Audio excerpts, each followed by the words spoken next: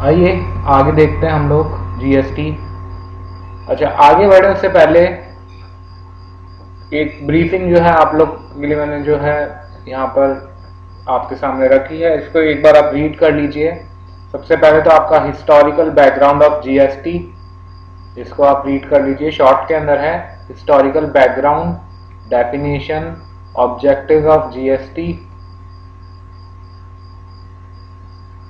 Regulatory framework of GST, action plan of GST council and scope of GST.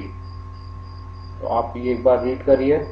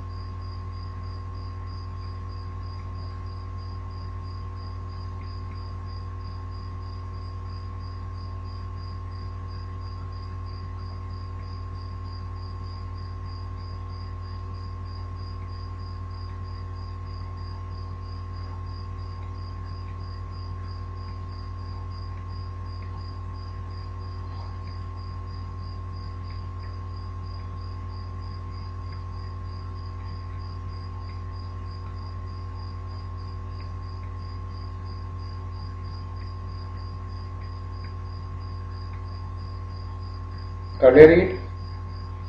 नहीं किया तो एक बार आप पॉज करके पढ़ लीजिए, आगे देखिए।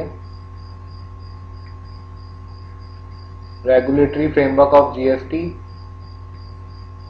Action plan of GST council and scope of GST, ये भी आप एक बार जल्दी से रीड कर लीजिए, समझ आ जाएगा। इसके अंदर कोई ऐसी चीज नहीं है।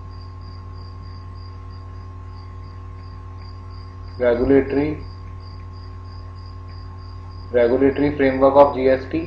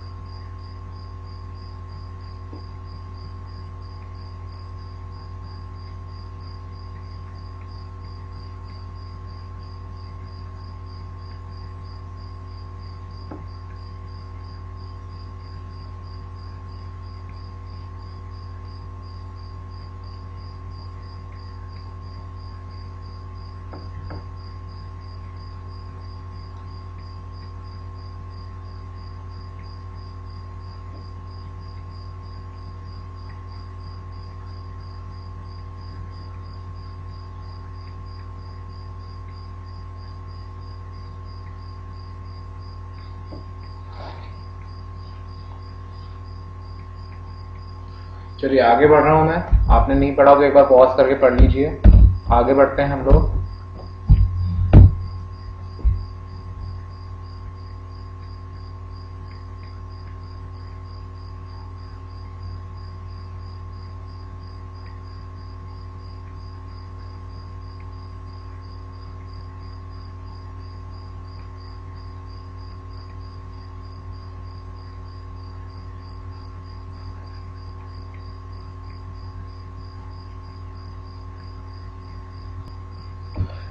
Draft model GST law, draft model GST law, इसके अंदर ये बता रहा है कि रिसेंटली जो है जून 14 2016 के अंदर गवर्नमेंट जो है उसने पुट किया draft model GST law public domain पे। मॉडल जीएसटी लॉ को जो है पब्लिक डोमेन पर रखा after getting in principle note from empowered committee of state finance ministers. State finance ministers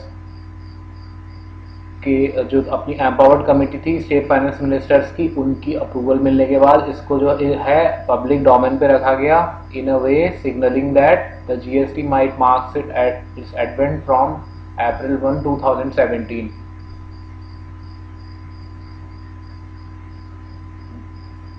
model GST law जो है ड्राफ्ट जो तैयार किया है ऑफ मॉडल जीएसटी लॉ एक मॉडल है जो कि सेंट्रल गवर्नमेंट और हर एक स्टेट गवर्नमेंट जो है यूज करेगी अपना respective central and sales GST act बनाने के लिए। ओके,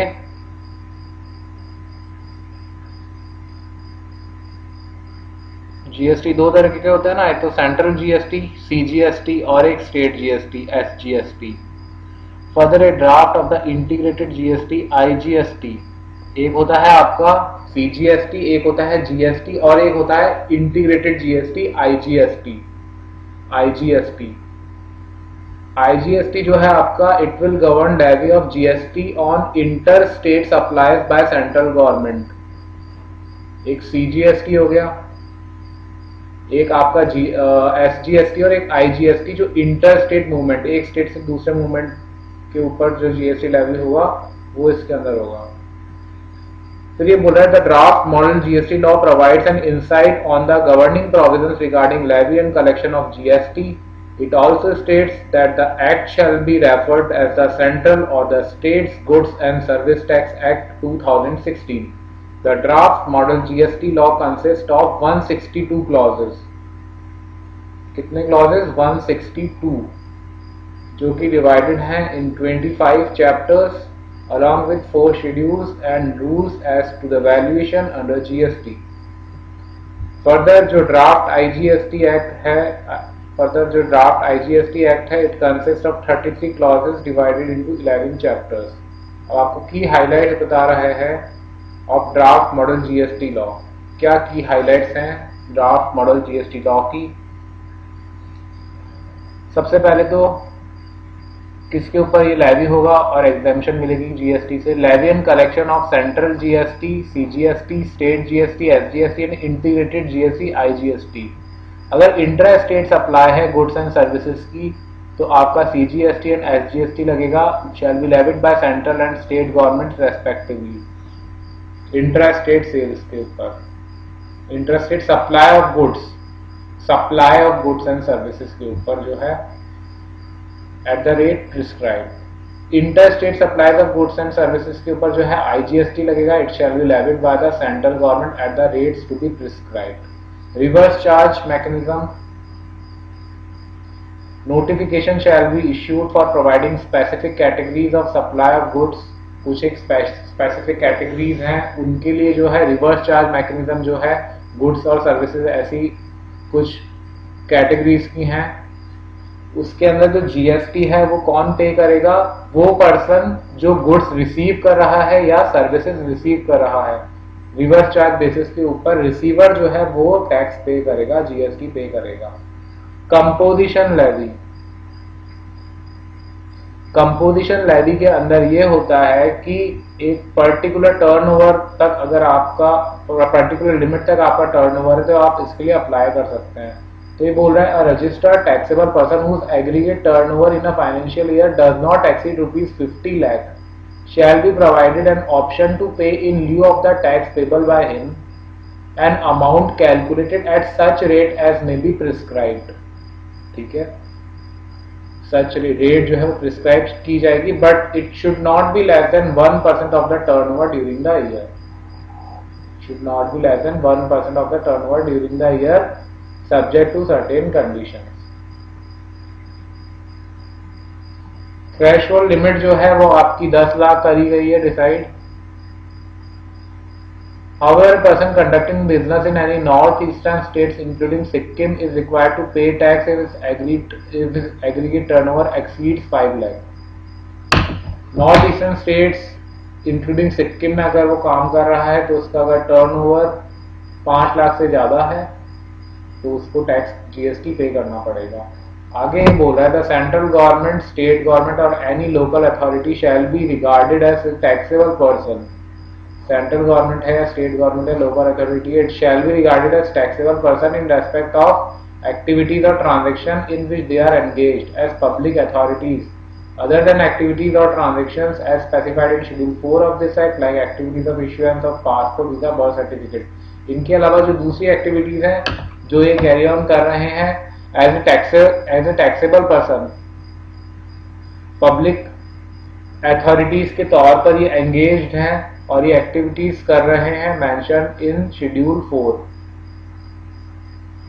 तो इनको भी जो है टैक्सेबल पर्सन माना जाता है, सेंट्रल गवर्नमेंट को, स्टेट गवर्नमेंट को या फिर लोकल अथॉरिटी को। आगे देखिए रजिस्ट्रेशन जीएसटी में आपको कब करवाना है। अगर आपका एग्रीगेट टर्नओवर किसी फाइनेंशियल ईयर का 9 लाख से ज्यादा है तो, और अगर नॉर्थ ईस्टर्न स्टेट्स में है इंक्लूडिंग सिक्किम तो 4 लाख से ज्यादा जाने से। No threshold exemption for person making inter state supply. अगर इंटर स्टेट सप्लाई कर रहे हैं तो ये थ्रेशोल्ड लिमिट एप्लीकेबल नहीं होगी 9 लाख की और 4 लाख की। And who are required to pay GST under reverse charge mechanism. देखिए थोड़ा सर्विस टैक्स जैसा नहीं लग रहा आपको, ठीक है, तो रिवर्स चार्ज मैकेनिज्म के अंदर जो जीएसटी पे करने के लिए एलिजिबल जो जिनको जरूरत है उनको तो रजिस्ट्रेशन करवाना ही पड़ेगा। प्लेस ऑफ रजिस्ट्रेशन क्या है? प्लेस ऑफ रजिस्ट्रेशन, सप्लायर को रजिस्ट्रेशन देना पड़ेगा in the state from where taxable goods and और सर्विसेज आर सप्लाइड। जहां से taxable goods and services supply की जा रही हैं वहां पर रजिस्ट्रेशन करवाना पड़ेगा।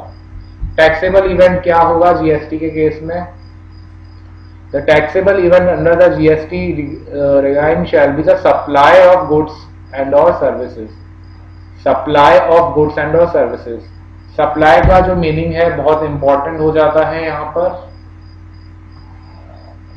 टैक्स कब लेवी किया जाएगा? On supply of goods and services and the present concept of manufacture rendering of services sale would lose its relevance. पुराने जो कॉन्सेप्ट्स थे कि मैन्युफैक्चरिंग के ऊपर या सर्विस रेंडर करने के ऊपर, ये जो है आपके इनका कोई रेलेवेंस नहीं ले जाएगा। अच्छा, सप्लाई का आपका जो है मीनिंग एंड स्कोप बता रहे हैं। सप्लाई के अंदर क्या आ जाता है?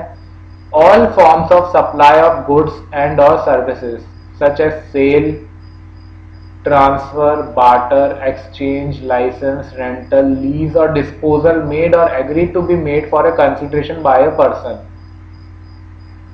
ठीक है, all forms of supply of goods, goods की किसी भी तौर पर आप सप्लाई कर रहे हैं या सर्विसेज की सप्लाई कर रहे हैं, सेल कर रहे हैं, ट्रांसफर कर रहे हैं, barter, exchange, licence, rental, lease और डिस्पोजल कर रहे हैं, मेड और agree to be made for a consideration by a person in course of furtherance of business. Importation of service, service को इंपोर्ट कर रहे हैं, whether or not for a consideration and whether or not in course or furtherance of a business.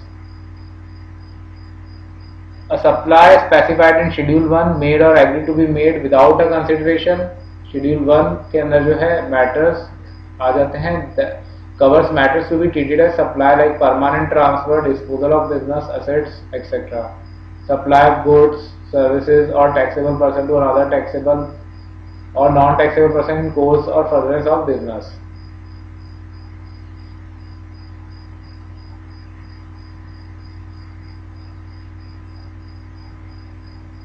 तो आपको इतना ध्यान रखना है कि टैक्सेबल इवेंट क्या होगा। टैक्सेबल इवेंट होगा under GST resign shall be the supply of goods and और सर्विसेज। जब आप गुड्स की सप्लाई कर रहे हैं तो टैक्सेबल इवेंट अराइज हो जाता है। सप्लाई जब आप स्टार्ट कर देते हैं तो टैक्सेबल इवेंट अराइज हो जाता है।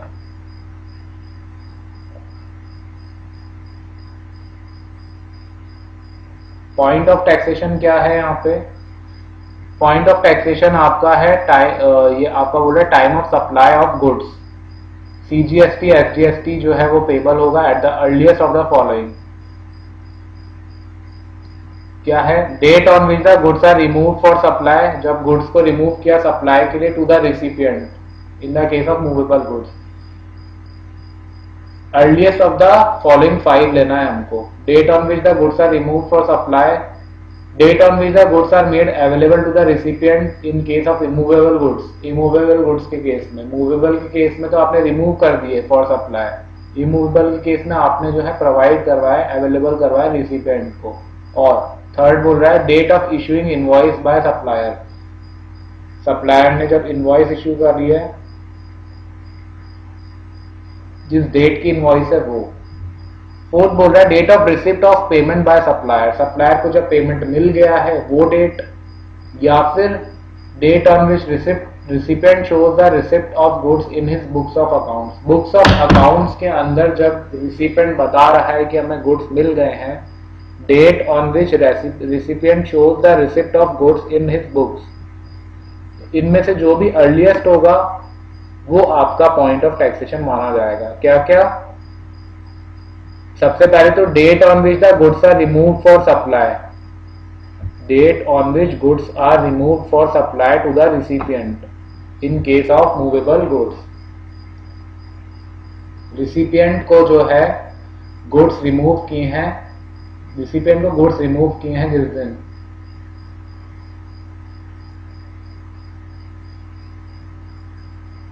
date on which goods are removed for supply to the recipient in case of movable goods। दूसरा, date on which goods are made available to the recipient immovable property case में। Movable के case में तो जब remove कर दिए हैं, immovable के केस में जब आपने उसको अवेलेबल करवाए हैं, या फिर date of issue of invoice by supplier, या date of receipt of payment by supplier, या फिर जिस दिन आपने the date on which recipient shows the receipt of goods in books, जिस दिन आपने बुक्स के अंदर दिखाया है कि गुड्स रिसीव हो गए। इनमें से पांचों में से जो भी अर्लीस्ट है।